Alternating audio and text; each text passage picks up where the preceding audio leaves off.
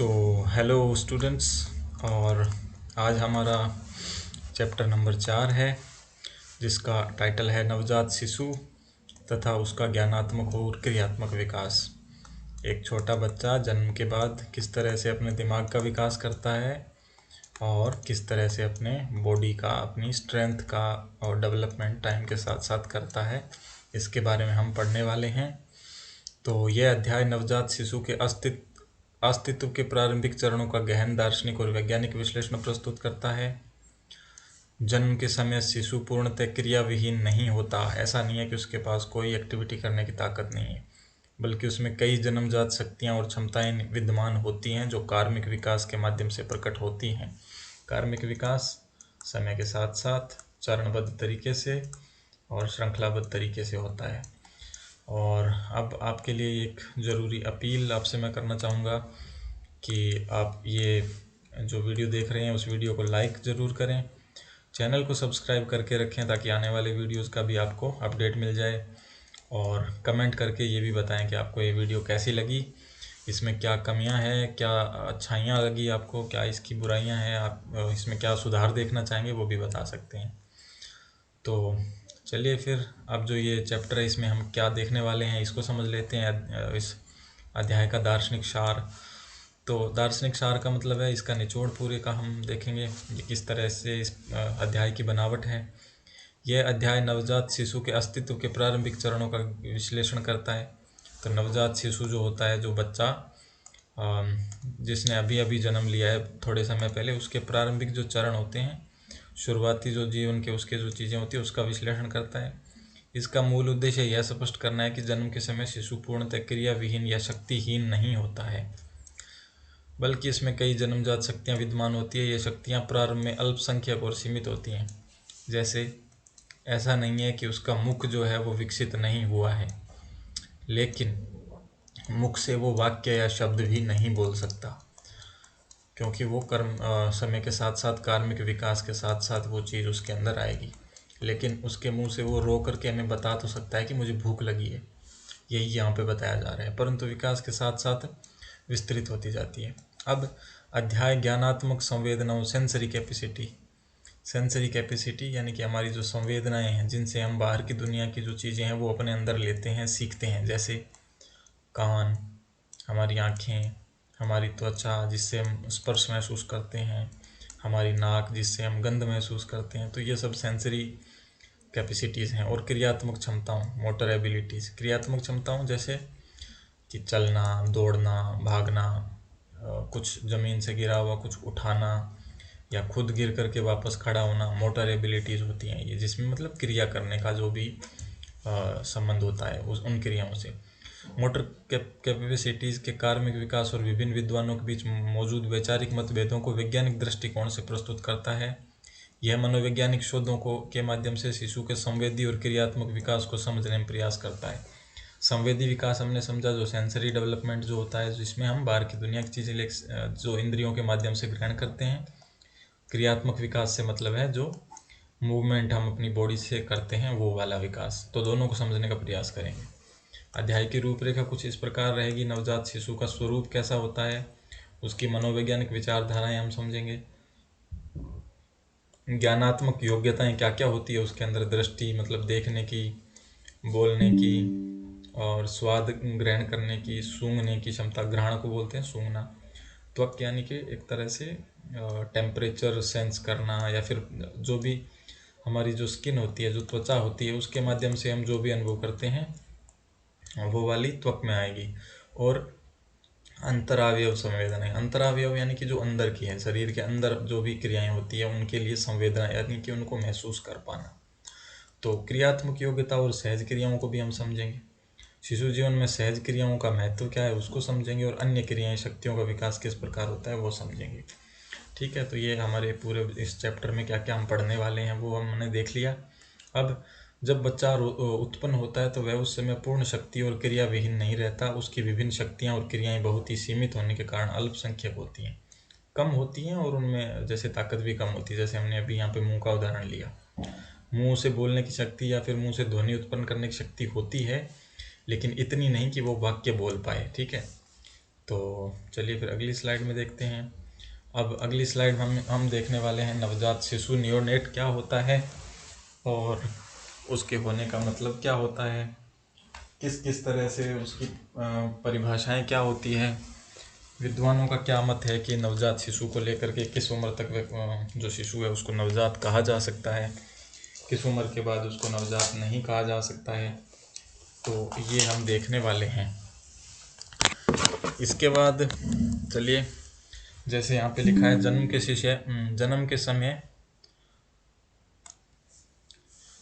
के समय शिशु असहाय होता है। असहाय मतलब उसको बाहर से सहारा चाहिए होता है, वो अपने दम पर कुछ कर नहीं पाता है और पूर्णतः माता पिता पर निर्भर होता है। लेकिन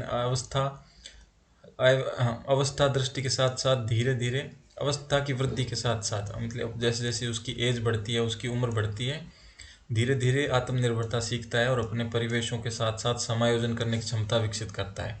उसके आसपास का जो माहौल है उसके साथ ढल जाता है, कहने का मतलब ये है। नवजात शिशु को मनोवैज्ञानिक प्रकृति को समझने के लिए विद्वानों ने 3 प्रमुख विचारधाराएं प्रस्तुत की हैं।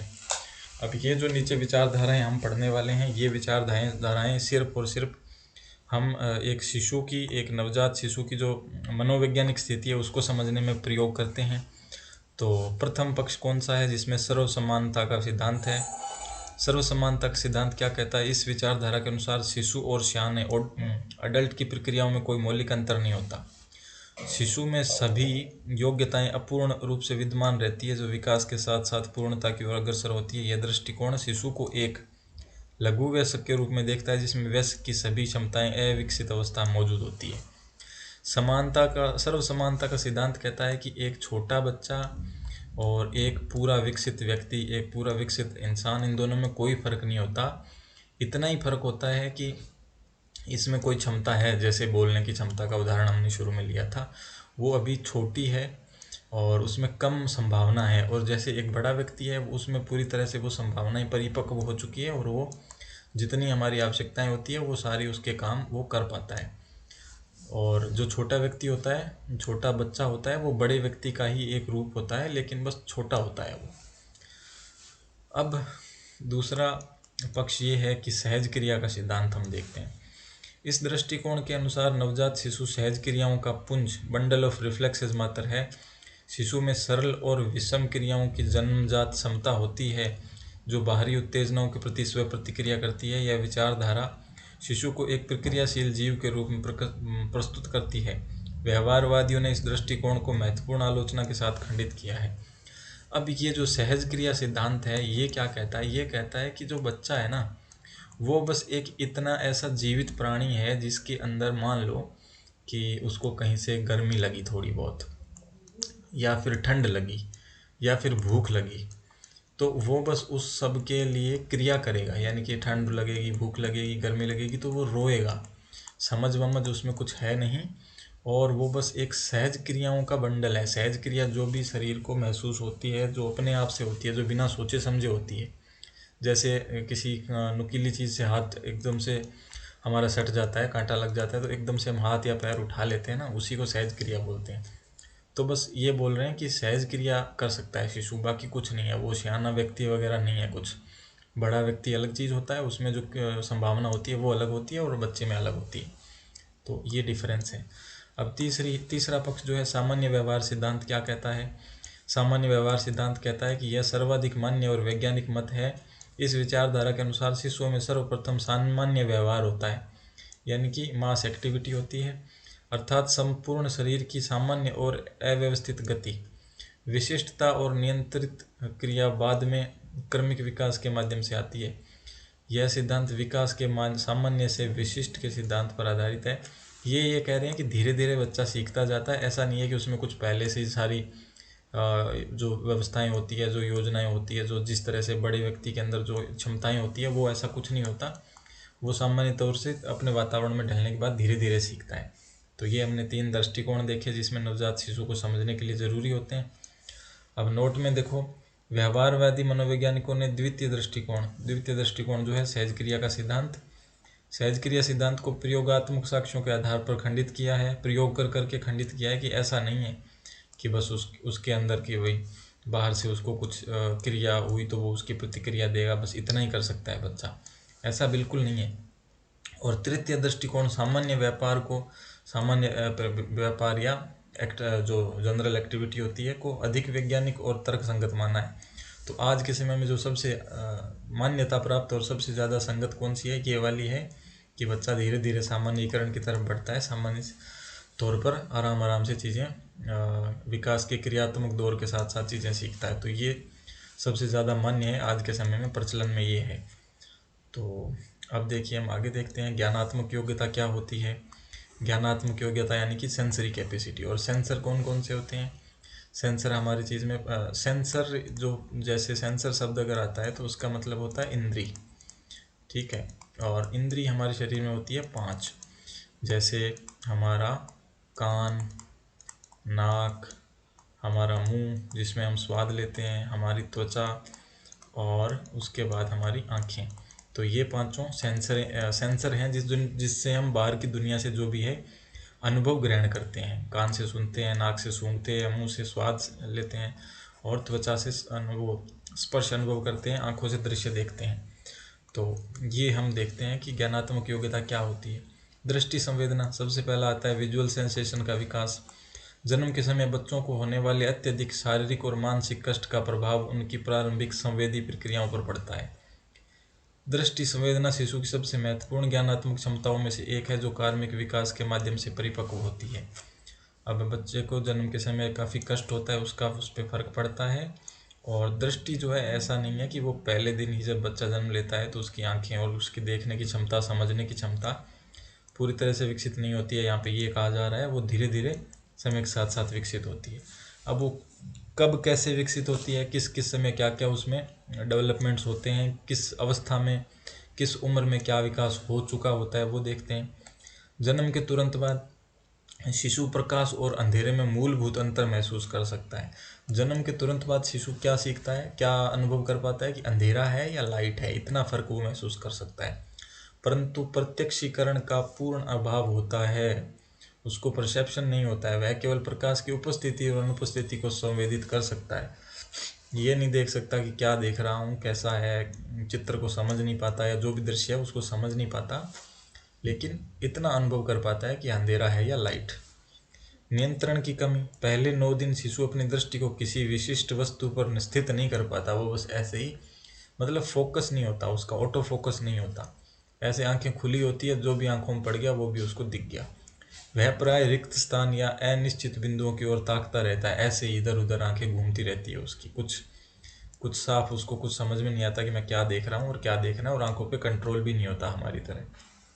उसके बाद रंग भेद की क्षमता। प्रारंभिक 3-4 दिनों में शिशु प्रकाश और अंधेरे को समझता है, परंतु रंगों में भेद नहीं कर पाता। ऐसे जैसे काला, पीला, लाल, हरे में फर्क उसको लगता ही नहीं है कि रंग किस प्रकार से अलग अलग होते हैं, उसको सब कुछ एक जैसा ही दिखाई देता है शुरू में। उसके बाद 10वें दिन रंगीन वस्त्र देखकर प्रसन्नता व्यक्त करने का उल्लेख मिलता है। वैज्ञानिक प्रयोगों में ये पता चला है कि 10 दिन का बच्चा हो जाए लगभग, तब जाके उसको समझ में आता है कि रंगीन वस्त्रों पे अलग प्रतिक्रिया देता है, सफ़ेद वस्त्रों पे अलग प्रतिक्रिया देता है। तो ये होता है सेंसर विकास। और सेंसर विकास में दृष्टि का जो विकास है उसकी ये प्रक्रिया रहती है।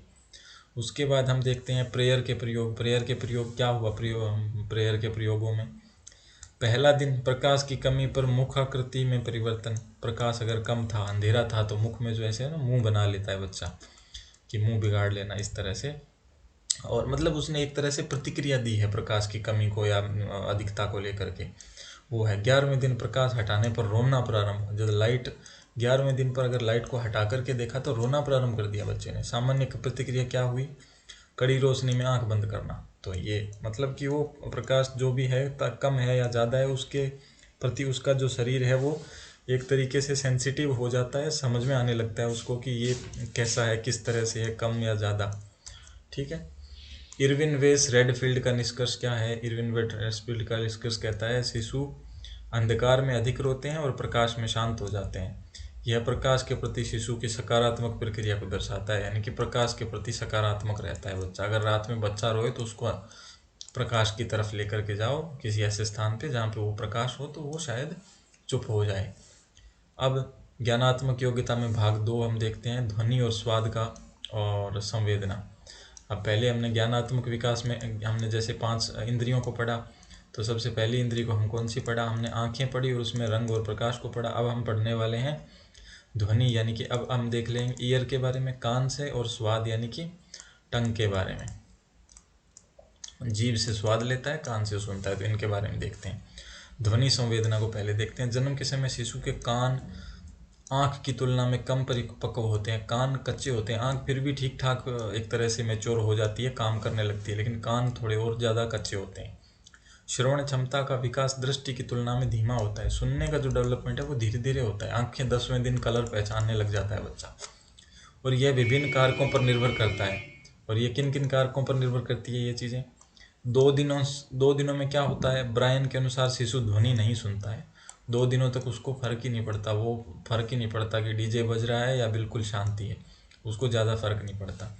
तीसरा दिन कड़े और तीव्र शब्दों को सुनना आरंभ कर देता है। कड़े शब्द, तीव्र शब्द यानी कि जो तेज़ ध्वनियाँ होती हैं उनको सुनना आरंभ कर देता है, उसके कानों तक वो बात पहुँचने लग जाती है।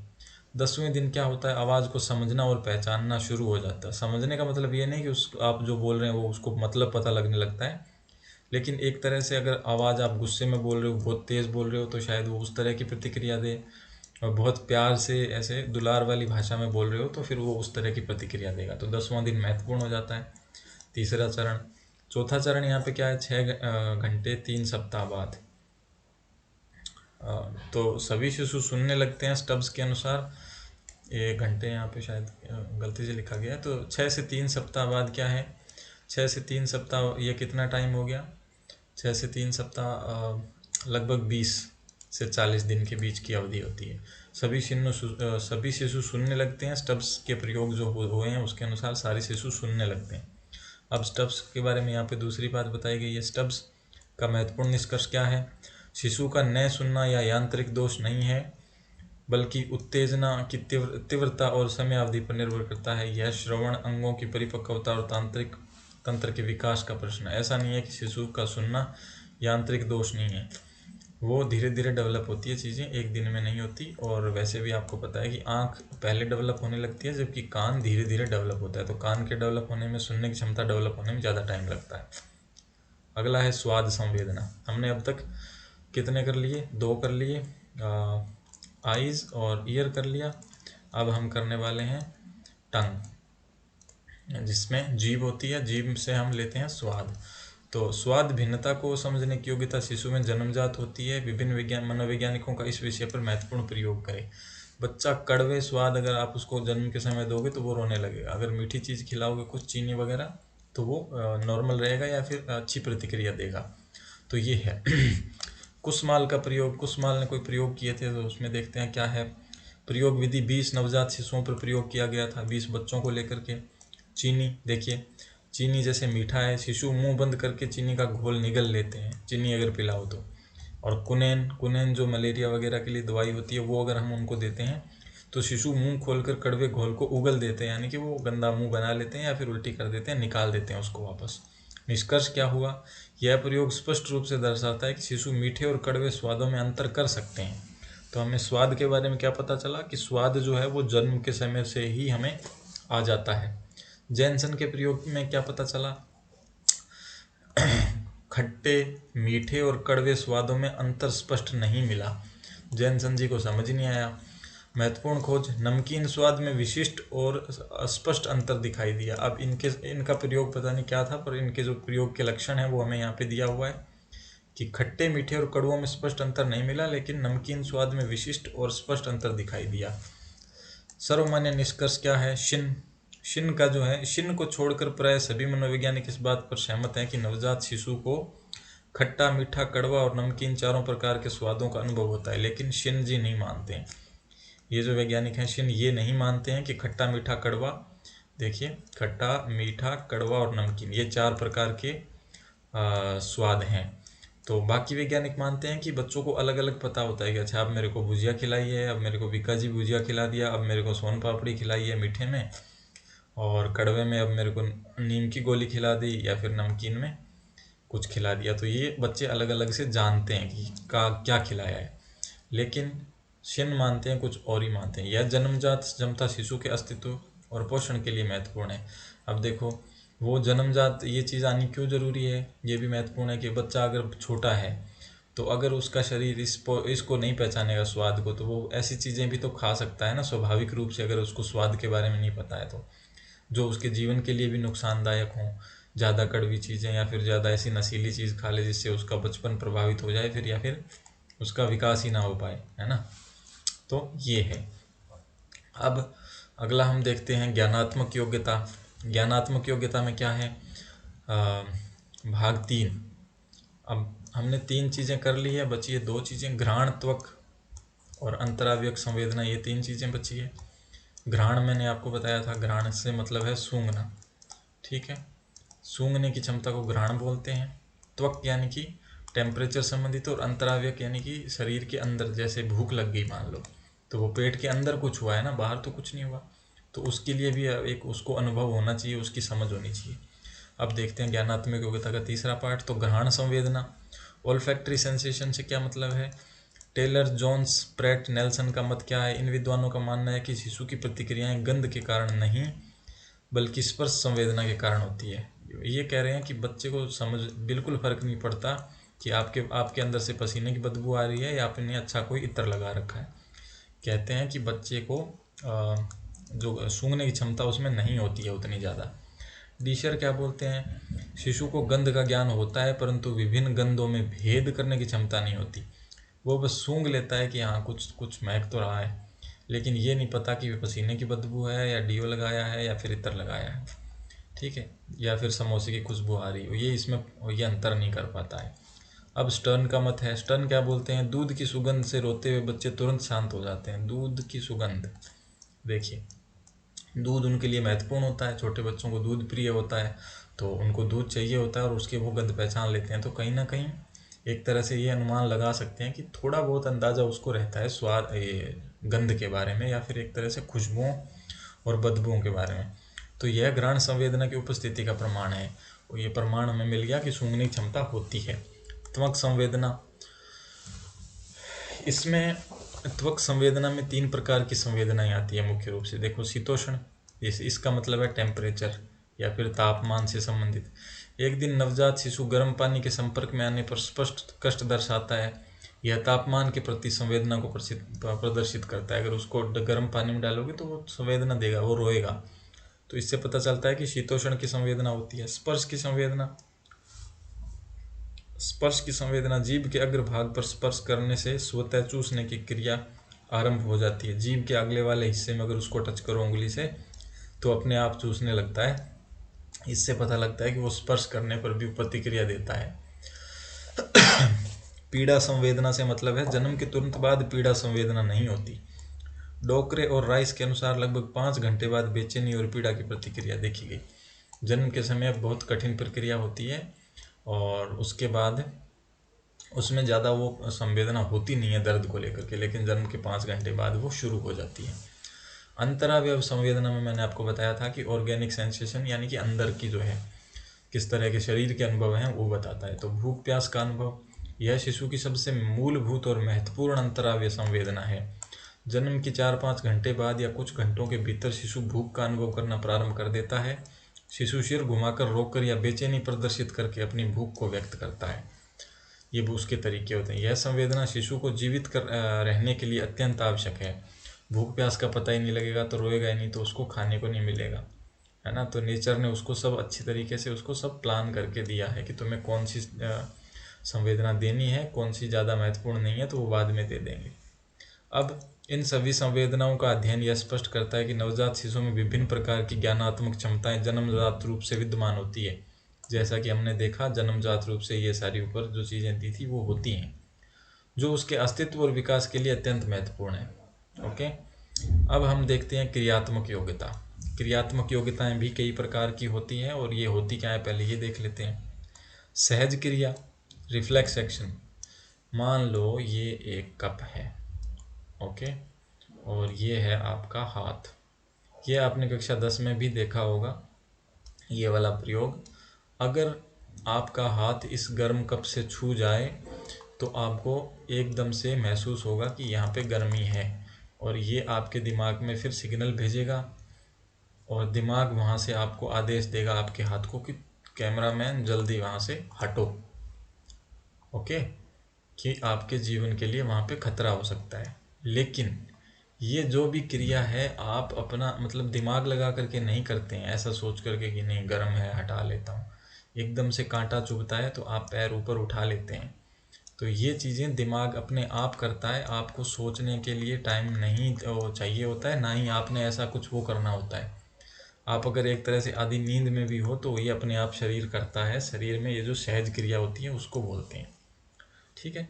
किसी बाहरी उत्तेजना के प्रति होने वाली तात्कालिक इमीडिएट अनैच्छिक, अनैच्छिक मतलब हमारी मर्जी हो या ना हो वो तो वैसा होगा ही होगा, और स्वचालित अपने आप से होती है, हमें सोचने की जरूरत नहीं है। स्वचालित प्रक्रिया को सहज क्रिया कहते हैं। जन्मजात कौन कौन सी होती है? ये क्रियाएं सीखी नहीं जाती बल्कि जन्म से समय से ही उपस्थित होती है। ऐसा नहीं है कि आपने बाद में सीख लिया कि अरे गर्म है तो हाथ हटाऊं। गर्म लगेगा, दिमाग आदेश देगा कि ये तुम्हारे लिए सही नहीं है, तुरंत हाथ वहाँ से हट जाएगा। और ये दिमाग लगाने वाली चीज़ें नहीं है, ये दिमाग में अपने आप होती है, पहले से ही फीड होती है। छोटे बच्चे में भी, एक एक घंटे का बच्चा होता है उसमें भी होती है। अनियंत्रित जीव का इन पर कोई सचेत नियंत्रण नहीं होता है, जैसा कि हमने डिस्कस कर लिया है। कोई भी जीव, कोई भी व्यक्ति इस पर नियंत्रण नहीं कर सकता कि ये अगर मैं रोक लूँ या फिर इसका कंट्रोल कर लूँ, तो नहीं होता। ये स्वतः अपने आप हो जाती है। क्षणिक, ये क्रिया तुरंत होकर समाप्त हो जाती है, इसकी अवधि बहुत कम होती है।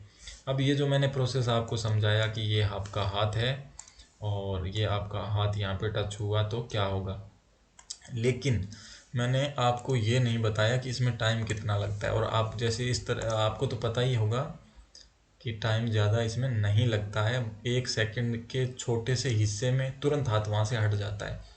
और ये यहाँ से टच होना, इसको महसूस होना, फिर दिमाग में सिग्नल जाना, फिर दिमाग से वापस सिग्नल आएगा कि वहाँ से हटाओ, इतने में बहुत बहुत बहुत कम टाइम लगता है। अगर यही काम हम सोच करके करेंगे तो उसमें 3-4 सेकंड लग जाएंगे, जो कि हमारे लिए नुकसानदायक हो सकता है।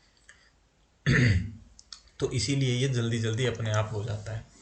अब स्थानीय से क्या मतलब है? ये विशिष्ट अंगों या शरीर के विशेष भागों तक सीमित रहती है, जैसे कि आँख की पलक। अब देखो ये भी एक अपने आप की प्रक्रिया है। आँखों की हमारी जो पलकें हैं आप कंट्रोल नहीं कर सकते कि झपकी जो जैसे हमारी पलकें झपकती रहती है 1 मिनट में 6 से 10-12 बार तक, तो आप कंट्रोल नहीं कर सकते, ना ही इसको रोक सकते हैं। ये झपकती क्यों है? ताकि हमारी आंखें सूखे नहीं, इसमें जो तरल पदार्थ है वो इसका आंखों के पर्दे के ऊपर बना रहे, आंखें सूखे नहीं, जिससे हमारी आंखें जो अच्छे से काम करती रहे लंबे समय तक, इसलिए ये होती है। तो हम अगर ये सोच लें कि अच्छा हम अपने आप से मन से करेंगे, तो कोई ऐसा काम कर रहे हैं, मूवी देख रहे हैं, तो हम तो 3-4 घंटे तक वो चपकाना ही भूल जाएंगे। तो ऐसे में क्या होगा, हमारी आंखें खराब हो जाएंगी बहुत जल्दी। इसलिए ये बॉडी अपने आप कर लेती है, हमें करने की ज़रूरत ही नहीं पड़ती। और इसमें ऐसा भी नहीं है कि कुछ कि निर्णय करने की ज़रूरत भी नहीं है, ये तो चाहिए ही चाहिए। अगर ये नहीं होगी तो खतरा ही है ना शरीर के लिए। तो इसलिए ये चीज़ें अपने आप शरीर करता है, बहुत जल्दी करता है, और ये जन्म से ही हमारे अंदर होती है, कोई ज़रूरत नहीं होती कि हम इनको बाद में सीखें। महत्वपूर्ण तथ्य क्या है? महत्वपूर्ण तथ्य में कुछ सहज क्रियाएं जीवन भर बनी रहती हैं, जैसे कि छींकना, पलक झपकना, जबकि कुछ सहज क्रियाएं केवल शैशवावस्था काल तक ही पाई जाती है। कुछ चीज़ें जैसे छींकना, पलक झपकाना, ये तो हमारे पूरी उम्र चलती रहती है। एक दिन का बच्चा और एक 100 साल का बूढ़ा व्यक्ति भी ये दोनों क्रियाएं करता है। लेकिन कुछ ऐसी चीज़ें हैं जो बचपन में मिट जाती हैं, जैसे धीरे धीरे विलुप्त हो जाती है। उनमें से क्या है? जैसे प्रत्यावर्तन, या जिसको बोलते हैं ग्रास्पिंग रिफ्लेक्स। यह विकासात्मक परिवर्तन शिशु की बढ़ती परिपक्वता और सीखने की क्षमता को दर्शाता है। रिफ्लेक्शंस, जैसे बच्चा किसी चीज़ को देख करके प्रतिक्रिया देता है उसके प्रति, तो वो हो गया। सहज क्रियाएं शिशु के जीवन में अत्यंत महत्वपूर्ण भूमिका निभाती है, न केवल शिशु की सुरक्षा और अस्तित्व के लिए आवश्यक है। सुरक्षा के लिए जैसे बताया कि अगर आग के पास गया हुआ है तो वहाँ पे उसकी सुरक्षा, उसको पता नहीं है कि ये आग क्या है, कितनी खतरनाक है, लेकिन वो सहज क्रिया उसके अंदर है, वो उसको बचा लेगी आग से। बल्कि भावी सीखने और विकास की नींव भी रखती है, और वो बाद में इसी से सीखता भी है कि आग, बड़े व्यक्ति को कैसे पता कि आग खतरनाक है, उसको सीख गया ना वो, इस तरह से उसके साथ अनुभव होता है। तो इन क्रियाओं का अध्ययन शिशु के तंत्रिका तंत्र की परिपक्वता और स्वास्थ्य का आकलन करने में भी सहायक होता है। तो हमें ये भी पता लगता है कि कितना परिपक्व शिशु हो गया है। अब सहज क्रियाओं के प्रमुख प्रकार तुलनात्मक विश्लेषण अगर हम कर लेते हैं, तो अब सहज क्रिया का नाम क्या है? पलक प्रत्यावर्तन, प्यूपिलरी रिफ्लेक्सेस, प्रकाश की तीव्रता में अचानक परिवर्तन। आपने एक चीज़ देखी होगी, आप कमरे के अंदर गए, ये बल्ब है, ये ऑफ है, इसमें लाइट नहीं जल रही है। आप जैसे ही कमरे के अंदर जाते हैं, बाहर से अगर गए होते हैं, अंदर जाते ही आपको अंधेरा महसूस होता है एकदम से। इसका कारण पता है क्या है? बाहर लाइट होती है, बाहर जैसे सूर्य का प्रकाश है, तो बाहर की लाइट में हमारी आंखों की जो पुतली होती है वो ज़्यादा खुली होती है। एकदम से बहुत सारी लाइट हमारी आंखों के अंदर जा रही होती है, तो हम अपनी आंखों को एकदम खोल के रखते हैं पूरा, और ताकि बाहर की सारी चीज़ें और सब आसपास की चीज़ें हमें दिखाई दे इसके। लेकिन जब जैसे इसके अंदर जाते हैं, नहीं सॉरी, जैसे सूर्य का प्रकाश है तो बहुत ज़्यादा प्रकाश आ रहा होता है, तो हमारी आंखों की जो पुतलियाँ हैं ना, वो थोड़ी कम खुल जाती है, ऐसे मतलब छोटी बंद हो जाती है, बहुत कम खुलती है। अगर कम भी खुली है तो प्रकाश अच्छी तरह से आंखों में आ जाता है और हमें आसपास की सारी चीज़ें दिख जाती है।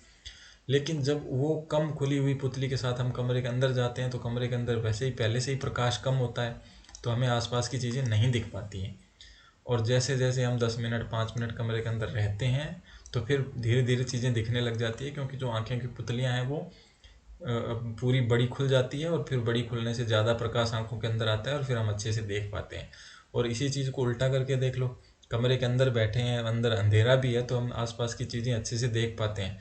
लेकिन एकदम से बाहर चले गए और पुतलियाँ अच्छे से हमारी बड़ी बड़ी खुली हुई होती हैं आँख के अंदर, तो एकदम से चक्काचौंध हो जाती है आँखें, और हम आँखें को बंद कर लेते हैं, जैसे कि बहुत ज़्यादा रोशनी आँखों में आ रही है। तो ये है पलक प्रत्यावर्तन। अब पुतली का घटना, विशिष्ट प्रतिक्रिया या बढ़ना, ये हमने समझ लिया यहाँ पे। विद्वान आंकड़े क्या कहते हैं? शेरमन कहते हैं कि जन्म के 2 घंटे बाद प्रारंभ हो जाती है और 33 घंटे में पूर्ण रूप से विकसित हो जाती है।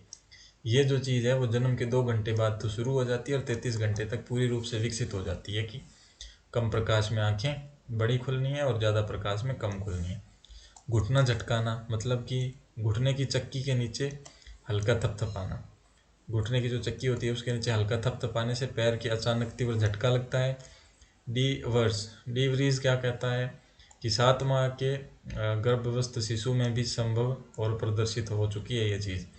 गर्भ के अंदर बच्चा 7वें महीने में अगर होता है, उसके अंदर भी वो ये चीज़ वाली हो जाती है कि घुटने की चक्की पर अगर उसको झटका लगता है। और आपने सुना भी होगा कि गर्भ के अंदर बच्चे लाते मारता है, जो भी नवजात होता है, तो वो भी इसका ही एक तरीके से उदाहरण है। धारणा प्रत्यावर्तन, हथेली पर हल्का भार या किसी वस्तु का स्पर्श करने पर मजबूती से वस्तु को पकड़ लेना। कभी कभी शिशु अपना भार भी संभाल सकता है, जैसे कि एक रस्सी लटक रही है और आप उसकी हथेली शिशु की यहाँ पे जाके रख दो तो वो उसको पकड़ लेगा। कोई उसके हाथ में पेन या पेंसिल दे दो, वो हथेली के आसपास ले जाओ, वो उसको पकड़ के उससे खेलने लगेगा। तो ये धारणा प्रत्यावर्तन है। पादतालिका, पादतालिका में कहते पैर के तलवे को धीरे धीरे सहलाने से क्या होगा? अंगूठा ऊपर की ओर फैलना, अन्य अंगुलियां पंखे के आकार में फैलना, इस तरह से होता है। इरविन रिचार्ड, सामान्य से विशिष्टता की ओर विकसितता का प्रमाण है, मतलब धीरे धीरे बच्चा ये प्रक्रिया डेवलप करता है, एकदम से नहीं होती है। एचिल स्नायु, एड़ी के ठीक ऊपर स्नायु का थपथपाना। एड़ी के ठीक ऊपर जो स्नायु, जो मांसपेशी होती है, पैर की मांसपेशियों में तीव्र संकुचन होता है, ये करने से ये होता है, ये इस क्रम में दिया हुआ है। स्नायु प्रत्यावर्तन का मतलब का एक कारण महत्वपूर्ण प्रकार है, ये भी मतलब जो हमारी जो मांसपेशियाँ होती है उनमें प्रत्यावर्तन या रिफ्लेक्स का एक प्रकार है, तो ये महत्वपूर्ण भी है। वैसे द्विमूलक और त्रिमूलक, कोहनी के पास की मांसपेशियों के स्नायु पर थपथपाने से क्या होता है? भुजा की मांसपेशियों में संकुचन आता है। स्नायु प्रत्यावर्तन का एक अन्य रूप है। ये दोनों स्नायु प्रत्यावर्तन के रूप हो गए, ठीक है। अब देखो, ये जो भी प्रक्रियाएं हमने देखी है ना, ये अपने आप होती है, इसका शिशु का कोई कंट्रोल नहीं होता इन पे। तो अब इसके बाद हम देख रहे हैं धारणा प्रत्यावर्तन की विशेषताएं क्या है। यह सहज क्रिया इतनी मजबूत हो सकती है कि नवजात शिशु मिनटों तक अपना संपूर्ण शरीर का भार केवल अपनी पकड़ के बल संभाल सकता है। यह क्रिया विकासात्मक दृष्टि से महत्वपूर्ण है। स्नायु प्रत्यावर्तन का महत्व क्या है? स्नायु प्रत्यावर्तन में एचिल, स्नायु, द्विमूल और त्रिमूल क्रियाएं शामिल हैं। ये क्रियाएं शरीर के तंत्रिका तंत्र की परिपक्वता और स्वास्थ्य को आकलन करने में चिकित्सकीय दृष्टि से अत्यंत उपयोगी है। अब हम देखते हैं इन दोनों का, इन सब प्रतिक्रियाओं का और क्रियाओं का वैज्ञानिक विश्लेषण। तो ये सभी सहज क्रियाएं शिशु के तांत्रिक तंत्र के विकास। तांत्रिक तंत्र वो होता है जैसे हमारे हाथ में, जैसे हमने वो कप वाला उदाहरण लिया ना, तो मैंने आपको बताया था कि गर्म ये महसूस होने पर वो दिमाग से मैसेज भेजेगा दिमाग को कि यहाँ पे गर्म महसूस हो रहा है, और वापस मैसेज आएगा कि वहाँ से हाथ हटा लो। तो ये तंत्रिका तंत्र ही करता है ये काम। ये जो मैसेज भेजने के लिए जो नाड़ियाँ होती है, जो मांसपेशियाँ होती हैं ना, उसको तंत्रिका तंत्र बोलते हैं। ये पूरे शरीर में फैला हुआ होता है। परिपक्वता और स्वास्थ्य की दृष्टि स्थिति को समझने के लिए महत्वपूर्ण भूमिका निभाती है ये सब, और इनका नियमित परीक्षण शिशु के सामान्य विकास का आकलन करने का वैज्ञानिक माध्यम है। समय समय पर इस सब को अगर चेक करते रहें तो हमें पता लगता रहेगा कि बच्चे का सही से विकास हो रहा है या नहीं हो रहा है, तो इसके लिए भी ये ज़रूरी है। अब हम देखते हैं सहज क्रियाओं का महत्व और अन्य क्रियात्मक क्रियाएं। सहज क्रियाओं का महत्व क्या है? अब ये जो भी इतनी सारी चीज़ें हैं, सहज क्रियाएं जो अपने आप होती है, जिनका हमारा कोई नियंत्रण नहीं होता, जिन पे वो उनका आधार क्या है और सीखने में कैसे वो चीज़ें मदद करती है। तो वॉटसन के अनुसार सहज क्रियाएं शिक्षण, आदत निर्माण और संवेद विकास की प्रक्रिया है। ये क्रियाएं भावी सीखने की प्रक्रिया को संभव बनाती है। जैसे अगर उसको गर्म लगता है तो वो बाद में सीख जाएगा कि आग मेरे लिए खतरनाक है। इसी प्रकार बाकी चीज़ें भी है, जैसे अंधेरा और रोशनी में आंखों की पतली कम ज़्यादा खुलती है ना, तो उससे भी वो सीखता है कि कम प्रकाश में कैसे हमें आंखें संकुचित करनी है, बंद करनी है या खोलनी है। वो सब निर्माण, वो सब सीख उसको बचपन से ही मिलना शुरू हो जाती है। सुरक्षा तंत्र तो अपने आप में है ही ये, जैसे छींकने खांसने जैसी सहज क्रियाएं शिशु को हानिकारक पदार्थों से बचाती है। छींक क्यों आती है हमें? नाक के माध्यम से कुछ ऐसे पदार्थ नाक के अंदर या श्वास नली में ना चले जाएं जो हमारे शरीर के लिए हानिकारक है। उससे छींक के माध्यम से झटका लगता है एकदम से, और वो सारी बाहर निकल जाती है छोटे छोटे बूंदों के रूप में। खांसने से मुंह के अंदर या फिर जो पाइप होती है, श्वास नली होती है, उसके अंदर अगर कुछ चला भी गया हो तो वो निकल जाता है। तो ये सहज क्रियाएं होती है। उबासी आती है, छींक आती है, इन पे हम कंट्रोल नहीं कर सकते हैं। ये सब सहज क्रिया है। तो ये हमें बचाती है जो हानिकारक पदार्थ हमारे शरीर में न चले जाएं, और उनके जीवन की रक्षा करती है। तो ये सुरक्षा तंत्र भी है, सिखाती भी है हमें। और भावी निर्माण मतलब सहज क्रियाएं शरीर द्वारा भावी जीवन के निर्माण और व्यक्तित्व विकास का आधार स्तंभ है। ये प्रारंभिक क्षमताएं बाद में जटिल कौशलों में विकसित होती है ना। तो ये शुरुआत में जो छोटी छोटी चीज़ें सीख करके बाद में बच्चा बड़ी बड़ी चीज़ें करना लगता है और सीखने लगता है। अब अन्य क्रियात्मक शक्तियाँ क्या क्या है हमारे पास? प्रारंभिक 20 घंटे में सीखता है छींकना, जमाई जिसको हम उबासी लेना बोलते हैं, दूध पीना, चूसना सीख जाता है, और सिर घुमाना सीख जाता है। 20 घंटे में ये सीखता है। पहले 10 दिनों में क्या सीखता है? मुंह खोलना, आँख तरेरना, आँखें इधर उधर घुमाना, शरीर कड़ा करना, मतलब मांसपेशियों पे अपना कंट्रोल सीख जाता है। विभिन्न मुद्राएं बनाना एक तरीके से भी सीख जाता है। बोल्टन का प्रयोग क्या कहता है?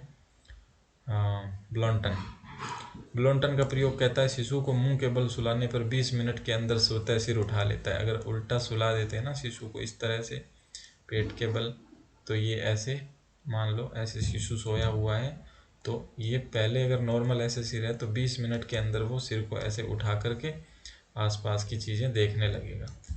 अब चलने की क्रिया, हाथों को पकड़ने पर कभी कभी चलने जैसी क्रिया दिखती है, वो लेकिन दुर्लभ है।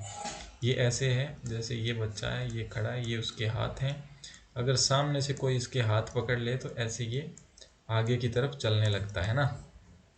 तो ये बाल्टन का प्रयोग है, इससे ये पता लगा था। अब ये हो गया हमारा चैप्टर का पार्ट 1। ये जो 4th आपका चैप्टर है ना, इसका अभी हमारा पार्ट 1 हुआ है। ये इसका दूसरा पार्ट का भी अलग वीडियो है, क्योंकि ये बहुत बड़ा चैप्टर था तो 2 पार्ट्स में किया है। तो आप दूसरा वाला पार्ट भी देख लेना, दोनों एक ही साथ आ चुके हैं ये वाले। तो इस पार्ट 1 से हम देख लेते हैं कुछ प्रश्न जो हमें करने हैं। शेरमन के अनुसार पलक प्रत्यावर्तन जन्म के कितने घंटे बाद निश्चित रूप से परिलक्षित होती है? जो ये आंखों वाली जो क्षमता है हमने देखा है अभी अभी, ये कितने समय में आ जाती है हमारे अंदर? उत्तर है इसका 33 घंटे। और आप ये बताओ कि शेरमन ने और कौन कौन सी चीज़ों के बारे में हमें इस चैप्टर में बताया है। विश्लेषणात्मक प्रश्न हम देखते हैं। शिशु सहज क्रियाओं का पुंज मात्र है।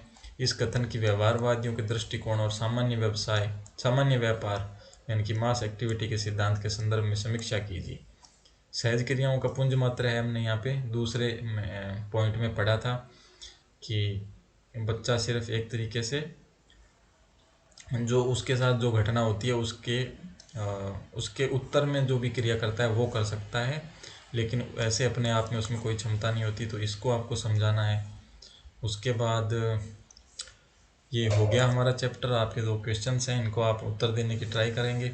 और जो इसका पार्ट 2 है जो वीडियो का फोर्थ चैप्टर 4 का पार्ट 2 आप ज़रूर देखना। ये फर्स्ट हो गया। तो इसके जो नोट्स हैं वो यहाँ पे वेबसाइट पे आपको उपलब्ध मिल जाएंगे नोट्स सेक्शन के अंदर।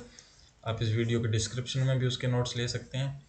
एक बार फिर से मैं आपको कहना चाहूँगा, चैनल को सब्सक्राइब ज़रूर करें, वीडियो को लाइक ज़रूर करें और इसका अगला भाग जो है आप अवश्य देखें। तो ये था आपका चैप्टर। ओके, टाटा।